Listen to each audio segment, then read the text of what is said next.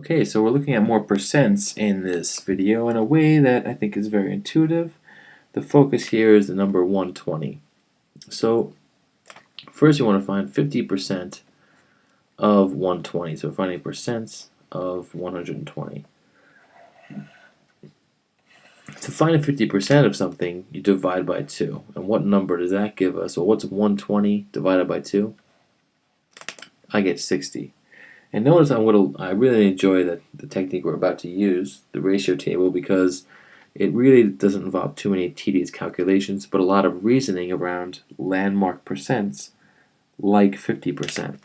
So now 10%, well, to divide 10%, I can divide 120 by 10, and I get 12. Or I can just divide 50% by 5. That connection's right there. Next, if we look at 25%, well, 25% is half of 50%. So that has to be 30, right? Half of 60 is 30.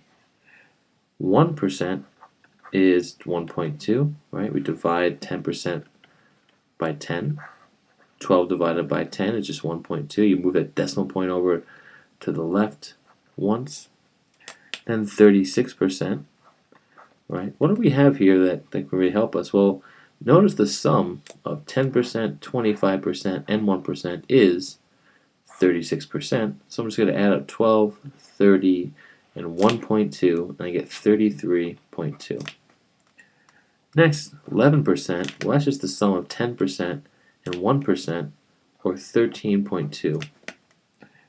26% is the sum of 25 and 1, and that's 31.2%. 52%, we could just think of, 36 and 26, and then take away 10%, which I like. I'll do that one.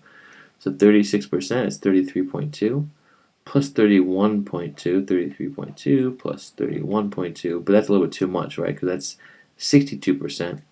So if I take 10% away, minus 12, I do get 52%. So what's 33.2 plus 31.2? Well, it's 33 plus 31. That's 64.